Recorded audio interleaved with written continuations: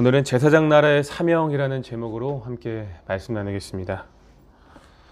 오늘 우리가 함께 나눌 말씀은 제사장 옷들의 종류와 제조 방법에 대해서 소개하는 장면입니다. 우리가 지난 시간에 나누었던 출애굽기 23장과 24장에서 하나님과 이스라엘은 시내산 언약식을 마무리합니다. 그리고 이어지는 25장부터는 성막에 대한 건축 명령이 이 출애굽기의 마지막 장인 40장까지 기록되고 있습니다.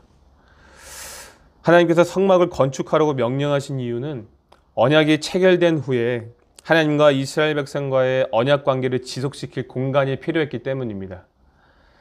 그래서 성막은 마치 결혼식을 갓 마친 신혼부부의 신방과도 같았고 백성들을 보호하고 바르게 통치하기 위한 왕의 궁전이기도 했습니다.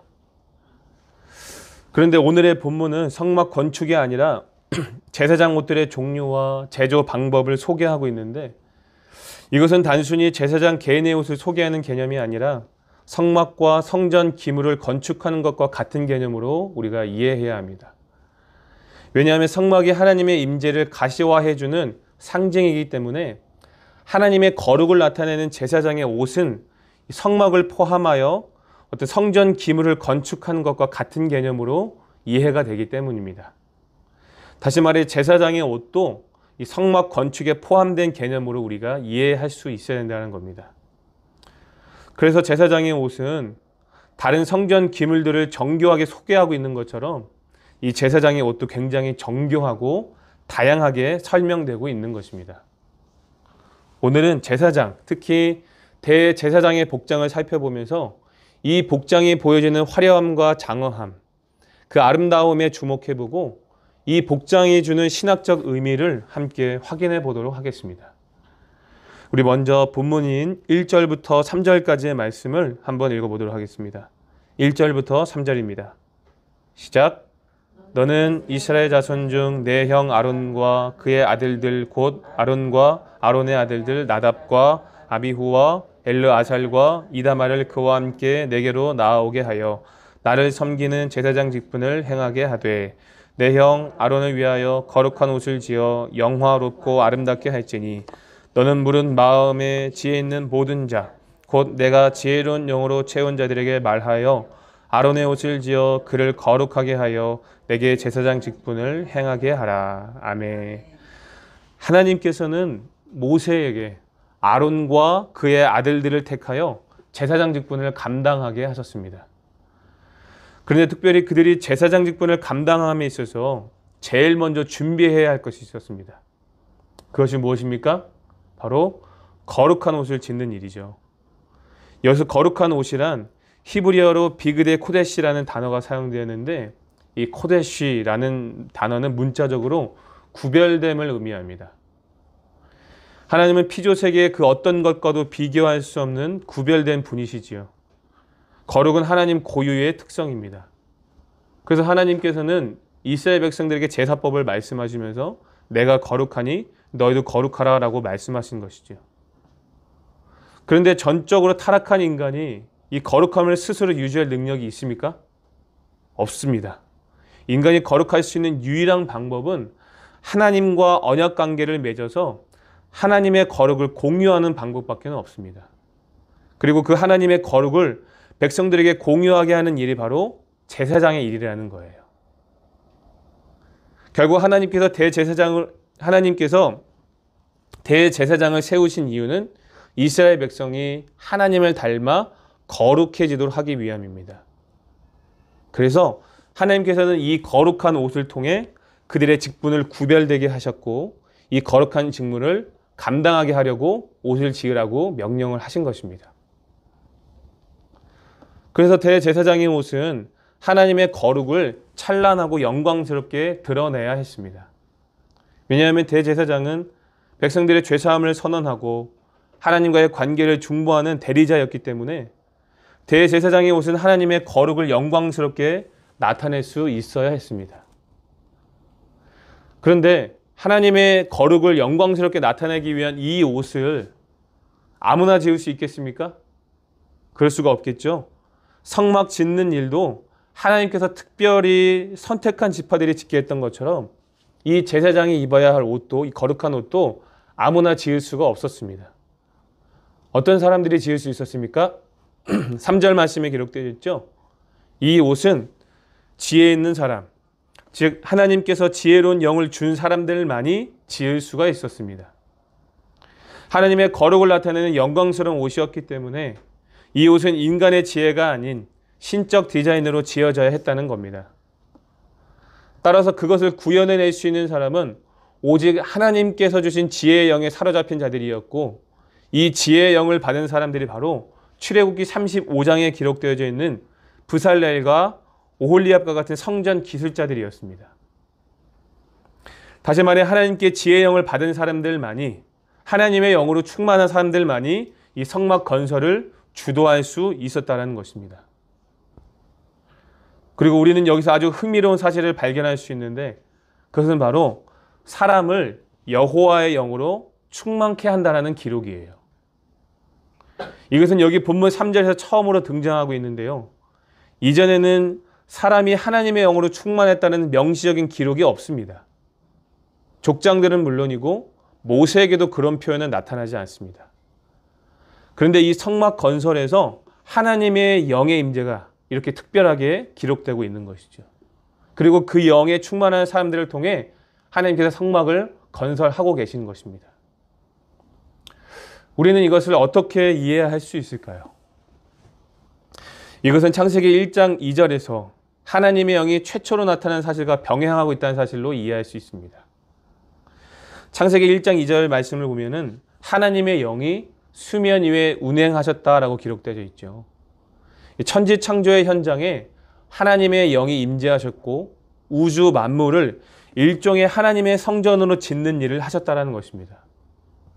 그리고 이제 그 영이 다시 하나님의 성막을 짓는 시점에 등장하여 사람을 통해 충만하게 임하고 계신 것입니다. 다시 말해 이것은 성막 건설이 일종의 새로운 창조 사역을 암시한 것과 같다는 것을 의미하는 것이죠. 천지 창조 때에 임하셨던 하나님의 영, 그리고 그분이 성막 건설에서 다시 한번 나타나셔서 이렇게 성막 건설은 새로운 창조 사역을 암시하는 것과 같다는 것을 우리가 이해할 수 있는 것입니다. 그리고 더 나아가 이러한 하나님의 영의 충만은 신약 시대까지 이르러 오순절 성령 강림 사건과도 병행되고 있습니다. 성령 강림을 통해 초대교회가 세워졌고 그동안 전혀 상상할 수 없는 거룩하고 구별된 새로운 언약 공동체가 세워지게 됩니다. 그러므로 여기 3절에 기록된 말씀을 우리가 어떻게 이해할 수 있을까요? 하나님의 영으로 충만케 된 자가 성막 건설을 주도하게 한다는 것은 다시 말하면 어떤 의미로 이해할 수 있겠습니까? 성령 강림과 더불어 교회가 새로운 창조의 시작이며 하나님의 영을 받은 모든 신자들은 그리스도의 몸된 성전, 즉 성전 건설의 사명자로 부름받았다는 것을 말해주고 있는 것입니다. 그러므로 우리는 본문을 통해 이 땅을 살아가는 모든 신자는 그리스도의 몸된 성전, 그리고 문 영혼들을 주께로 인도해야 할 제사장으로 부름받았다는 사실을 깨달아야 합니다. 그리고 이러한 깨달음은 우리가 어떻게 해야 이 거룩한 직무를 감당할 수 있을까라는 질문으로 이어져야 합니다. 성령을 통한 유효적 부르심을 경험한 성도라면 어떻게 해야 이 거룩한 직무를 감당할 수 있을지를 마땅히 고민할 수 있어야 합니다. 그리고 이러한 고민은 아주 다행스럽게도 오늘 본문을 통해서 확인할 수 있지요. 우리가 어떻게 이 거룩한 직무를 감당할 수 있습니까? 그것은 바로 하나님의 영, 곧 성령으로 충만해지는 것입니다. 하나님의 영으로 채운 자들이 성막 건설을 주도하게 하셨던 것처럼 그리스도의 몸된 성전을 거룩하게 세워가고 더 나아가 제사장으로서 세상을 향한 거룩한 직무를 감당할 수 있는 유일한 방법은 하나님의 영이신 성령으로 충만해지는 방법밖에 없다라는 거예요. 믿으시면 아멘 하시기 바랍니다. 우리는 분명 사도행전 2장에 기록된 성령 강림 사건을 통해 초대교회가 세워진 것을 확인할 수 있습니다. 성령 강림 사건은 단순히 급하고 강한 바람 같은 소리라든지 불의 혀처럼 갈라지는 것들이라든지 이런 어떤 초현실적인 상황에 주목해서는 안 됩니다. 성령의 충만함을 받은 성도들이 각자의 방언으로 한 사람도 예외 없이 동일하게 하나님의 큰 일을 말하는 소통을 경험했다는 것에 주목해야 합니다. 이들은 오늘 본문에 기록된 하나님이 주신 지혜의 영으로 충만했고, 이 지혜는 잠언서를 통해 배운 그리스도를 아는 지혜로서 그리스도를 바르게 신앙하고 어떻게 신앙해야 하며 어떻게 해야 사명자로 살아갈 수 있는지를 깨닫는 지혜를 받은 것으로 이해가 됩니다. 그렇죠? 그래서 지혜와 성령으로 충만함을 받은 성도들은 이전에 행했었던 악한 일들, 즉 율법주의와 자기의 의를 벗어버리고 공동체의 약자를 섬기는 일을 최우선으로 신앙하기 시작했습니다. 하나님의 나라, 천국이 이와 같다는 것을 그들이 삶으로 구현해낸 것입니다. 결국 이들은 세상과는 구별된 공동체가 되어서 초대교회의 시작을 알리게 되죠.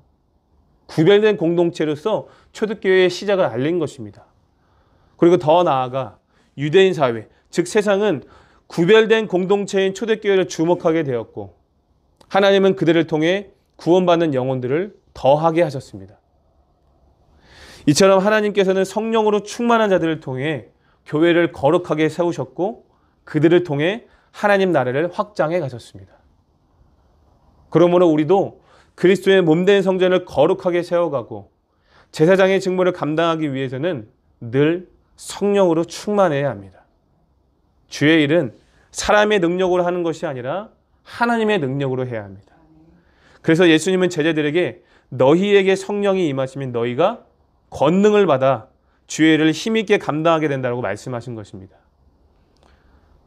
그러므로 우리는 늘 성령을 사모하고 성령 충만을 위해 힘써야 합니다. 사랑하는 성도 여러분, 늘 성령으로 충만함을 입어 그리스도의 몸된 교회를 거룩하게 세워가시고 또한 이 거룩한 직무도 힘있게 감당할 수 있기를 예수님의 이름으로 축복합니다. 그런데 성도 여러분, 우리가 성령 충만을 사모하기만 하면 하나님께서 모든 사람들에게 이렇게 주의 영으로 충만하게 임재하실까요? 그저 우리의 간절함만으로 가능한 일일까요? 사실 그럴 수가 없습니다. 우리의 간절함만으로는 성령으로 충만한 삶을 살 수가 없습니다. 우리가 성령의 충만함을 받기 위해서는 먼저 선행되어야 될 것이 있습니다. 그것이 무엇입니까? 그것은 바로 그리스도를 바르게 신앙하는 것입니다. 성령을 우리가 충만하기 위해서는요, 먼저 그리스도를 바르게 신앙해야 하는 이 우리의 믿음이 선행되어야 된다는 거예요. 사도행전 2장 38절에서 베드로가 이렇게 말하죠. 너희가 회개하여 각각 예수 그리스도의 이름으로 세례를 받고 죄사함을 받으라. 그리하면 성령의 선물을 받으리니 라고 이야기하고 있습니다. 그리스도를 바르게 신앙할 때 성령께서 성도에게 임재하신다는 거예요. 그리고 이러한 사실은 오늘 본문을 통해서도 우리가 충분히 암시해 볼 수 있습니다. 4절과 5절 말씀 한번 읽어볼까요? 4절과 5절입니다. 시작. 그들이 질 옷은 이러하니 곧 흉패와 에봇과 겉옷과 반포 속옷과 관과 띠라. 그들이 내 형 아론과 그 아들들을 위하여 거룩한 옷을 지어 아론이 내게 제사장 직분을 행하게 하라. 그들이 쓸 것은 금실과 청색, 자색, 홍색 실과 가느개꼰 배실이니라. 아멘. 자, 방금 읽은 4절과 5절은 대제사장이 입을 옷에 대한 설명이죠. 흉패는 가슴에 붙이는 패를 의미하는데 이 흉패에 이스라엘의 12민족을 상징하는 12개의 보석을 붙입니다. 그리고 에봇은 앞치마와 같이 생긴 옷인데 겉옷 위에 입는 옷으로서 오직 대제사장만이 입을 수 있었습니다. 그런데 여기서 흥미로운 사실은 바로 에봇의 제작과 재료예요. 6절과 7절 말씀을 보시면 에봇이 얼마나 정교하게 만들어져야 하는지를 설명하고 있습니다. 6절부터 보시면 하나님께서 에봇을 어떻게 짜라고 명령하십니까? 아주 정교하게 짜라고 명령하시죠. 근데 이 정교한 스노키는 스노키 기술 중에 1등급 기술이라고 합니다. 스노키 기술은 1등급 정교한 스노키, 2등급 평이한 스노키, 3등급 일반 직물짜기가 있습니다. 성소막과 뜰막, 제사장의 허리띠 같은 물품은 평이한 스노키를 사용했다고 합니다. 그런데 1등급인 정교한 스노키는 지성소 휘막과 오늘 본문에 기록된 제사장의 에봇에만 사용되었다고 합니다. 그만큼 거룩한 물품에 사용된 수놓기가 1등급 정교한 수놓기라는 거예요. 또한 에봇에 사용된 재료들은 모두 성막의 휘장을 만들 때 쓰인 재료와 똑같습니다. 그런데 특별히 금실을 사용하고 있는데 에봇에서 이 금실은요, 성막의 앙장막이나 휘장막에도 사용되지 않을 정도로 가장 비싼 실이라고 했는데 이 비싼 금실이 이 대제사장의 에봇을 위해 사용되고 있는 겁니다. 그래서 성전 신학을 공부한 여러 신학자들은 에봇이 이 대제사장 의복의 지성소라고 일컫기도 했습니다. 마치 대제사장의 옷이 그 자체로 성막의 축소판이라고 설명하고 있는 것이죠. 성막이요, 삼중 구조로 이루어져 있는데 대제사장의 의복도 속옷, 겉옷, 에봇 이렇게 삼중 구조로 되어져 있습니다. 결국 수놓는 기술을 포함하여 대제사장의 의복, 특히 에봇의 재료와 성막의 휘장 재료가 같다는 것은 무엇을 의미할 수 있을까요? 대제사장이 성막의 휘장처럼 거룩함으로 옷 입은 존재라는 것을 의미하는 거예요. 결국 백성들을 대표해서 유일하게 지성소에 들어갈 수 있는 대제사장도 그 대제사장조차도 성막의 축소판이라고 할 수 있는 이 에봇을 입어야만 그 직무를 감당할 수 있다는 것입니다.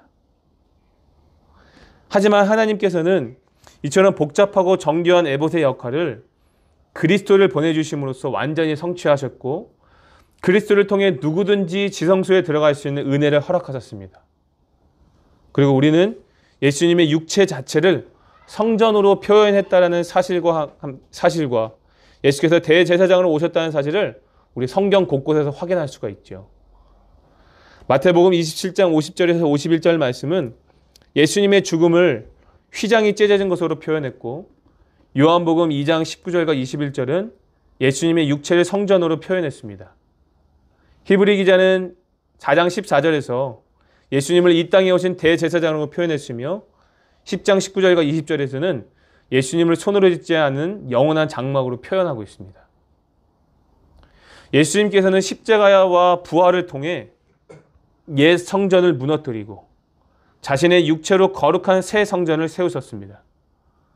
그러므로 이 땅에 존재하는 모든 신자들은 오직 예수 그리스도를 통해서만 하나님 앞에 나아갈 수 있고 거룩함을 입을 수 있으며 그리스도를 통해서만 이 거룩한 직무를 감당할 수 있습니다. 히브리서 10장 19절과 20절은 이렇게 말합니다. 그러므로 형제들아 우리가 예수의 피를 힘입어 성소에 들어갈 담력을 얻었나니 그 길은 우리를 위하여 휘장 가운데를 열어놓으신 새로운 살 길이요 휘장은 곧 그의 육체니라. 아멘. 결국 우리는 그리스도를 바르게 신앙할 때에만 하나님 앞에 나아갈 수 있으며 성령의 임재를 통해 거룩한 사명도 감당하게 된다는 사실을 깨달아야 합니다. 우리는 이 사실을 분명히 기억해야 됩니다. 예수님을 통하지 않고서는 절대로 성령 충만을 경험할 수도 없고 거룩한 사명도 감당할 수가 없습니다. 우리 모두 예수님을 바르게 신앙해야 합니다. 우리 모두 예수 그리스도로 옷 입어야 합니다.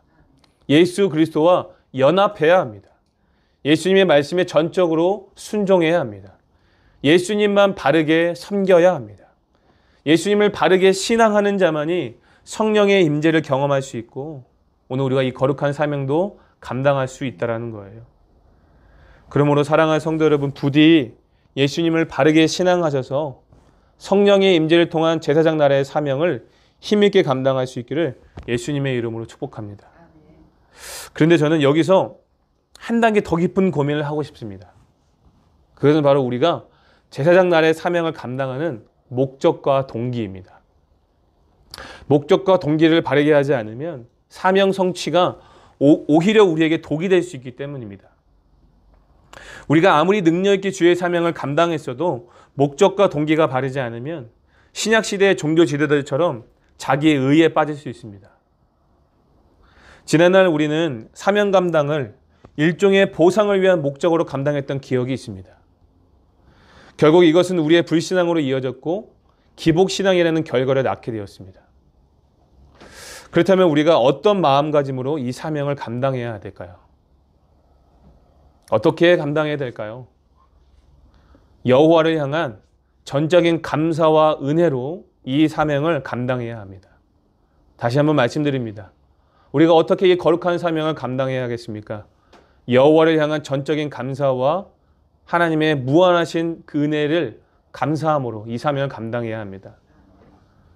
죄로 인해 영원히 죽었던 죄인을 살려주시고 당신의 백성 삼아주신 것도 감사한데 우리와 같이 죽을 영혼들을 살리는 거룩한 사명까지 감당하게 하신 것은 우리가 감사하지 않을 수가 없는 것이죠. 우리 9절과 14절 말씀 한번 읽어볼까요? 9절부터 14절 말씀 한번 읽어보겠습니다. 시작. 호마노 2개를 가져다가 그 위에 이스라엘 아들들의 이름을 새기되 그들의 나이대로 6 이름을 한 보석에 나머지 6 이름은 다른 보석에 새기라. 보석을 새기는 자가 도장에 새김같이 너는 이스라엘 아들들의 이름을 그 2 보석에 새겨 금태에 물리고 그 2 보석을 에봇의 2 어깨바지에 붙여 이스라엘 아들들의 기념 보석을 삼되 아론이 여호와 앞에서 그들의 이름을 그 2 어깨에 메어서 기념이 되게 할지며 너는 금으로 태를 만들고 순금으로 노끈처럼 2 사슬을 땄고 그 따은 사슬을 그 태에 달지니라. 아멘. 자, 여기에 등장하는 호마노 보석은 정체가 분명하지는 않지만 굉장히 귀한 보석이었음은 분명합니다. 하나님은 이스라엘의 12아들의 이름을 그 2개의 보석에 각각 6개씩 기록하라고 명령하셨죠. 무작위로 쓰는 것이 아니라 나이대로, 즉 그들이 태어난 순서대로 새겨야만 했습니다. 그리고 도장에 새김같이 새기라고 명령하셨죠. 이것도 역시나 정교한 기술이 요구되고 있음을 확인할 수 있습니다. 이렇게 12지파 조상들의 이름을 새긴 2 보석은 더욱 고급스럽게 어떻게 하겠습니까? 각각 금태로 둘러싸게 했습니다. 하나님께서 이렇게 명령하신 이유가 뭘까요? 그 이유는 바로 하나님께서 이스라엘 12지파를 영광스럽게 보호하시며 존귀하고 특별한 존재로 삼으신다는 것을 나타내기 위함입니다. 그래서 에봇의 어깨바지 위에 부착된 그 2개의 호마노 보석은요, 모든 이스라엘에게 기억의 돌이 되게 하셨다는 거예요. 기억의 돌. 다시 말해 이스라엘에게 있어서 이 보석은 하나님의 특별한 인도하심과 복주심을 기억나게 하셨다는 겁니다. 이들은 내 민족, 내 백성이다 라는 것을 아예 새겨버린 겁니다. 하나님의 특별한 인도하심과 복주심을 기억나게 하기 위해서 호마노에 그들의 이름을 새겼다는 거예요. 결국 이스라엘은 매번 대제사장의 어깨에 붙어 있었던 호마노 보석을 볼 때마다 무엇이 상기되었을 것입니까? 자신들이 하나님께 얼마나 특별하고 보배와 같은 존재인지를 상기했을 거라는 거죠. 우리가 이토록 존귀한 존재들이구나. 하나님께 도장에 새김받은 것 같은 존재들이구나. 라는 것을 상기했다는 겁니다.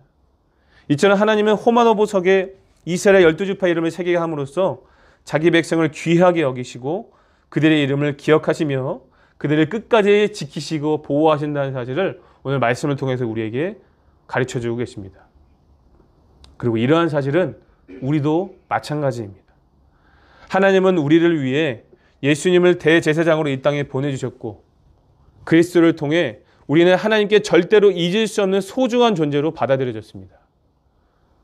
죄인이었던 자가 그리스도를 통해 하나님의 자녀가 되었고 죄의 종로를 타던 자가 하나님의 백성, 성도가 되었습니다. 그저 그리스도를 힘입었을 뿐인데 의롭다 불러주셨습니다. 하나님께 아주 존귀하고 소중한 존재로 받아들여진 것입니다.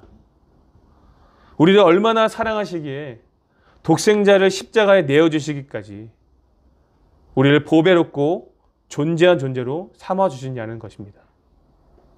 뿐만 아니라 우리를 절대로 잊지 않기 위해서 성령님을 보내주셔서 우리를 당신의 영으로 인치셨습니다. 인친다라는 것은 도장이겠죠.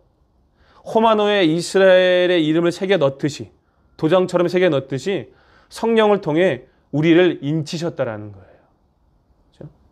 그러므로 백성들이 호마노를 볼 때마다 하나님께서 자기 백성을 귀하게 여기신다는 것을 상기했던 것처럼 우리도 예수님을 묵상하고 그분을 바라볼 때마다 그리스도를 통해 성취하신 하나님의 구속의 은혜를 감사하고 우리를 얼마나 사랑하시고 존귀하게 여기시는지를 그 측량할 수 없는 하나님의 은혜를 기억할 수 있어야 합니다.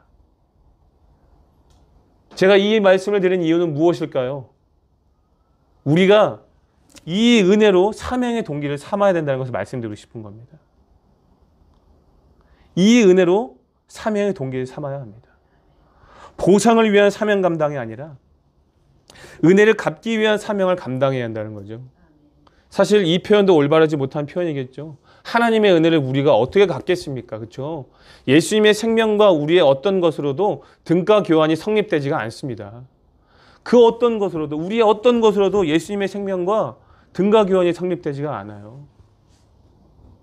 그저 은혜인 겁니다. 은혜라는 단어 외에는 설명되지가 않는 거죠. 그래서 우리는 이 은혜로 이 거룩한 직무를 감당할 수 있어야 합니다. 여러분, 사회생활도 마찬가지 아니에요? 회사 생활도 그렇고 인간관계도 그렇고 나를 얼마나 가치 있게 생각해주고 얼마나 존귀하게 여겨주느냐에 따라서 상대를 향한 반응이 되어지잖아요. 그죠? 나를 하찮게 생각하고 무시하는 사람들을 위해서 목숨 걸고 일하는 사람이 어디 있겠습니까? 아무도 없잖아요. 나의 가치를 알아주고 나를 존귀하게 여겨주면 앞뒤 안 보고 그 회사를 위해서 사람을 위해서 충성하는 거 아니겠습니까? 하물며 우리 하나님께서 우리를 어떻게 생각하고 여겨주신지를 기억한다면 우리가 이 거룩한 직무를 어떻게 감당해야 할지 정답은 이미 나와 있는 겁니다. 하나님은 우리를 너무나도 존귀하고 보배로운 존재로 여겨주십니다. 그리스도를 통해 우리를 구속하셨고 성령님을 통해 인쳐주셨습니다. 절대로 잊을 수 없는 소중한 존재도 받아들여진 존재가 바로 저와 여러분들이라는 거예요.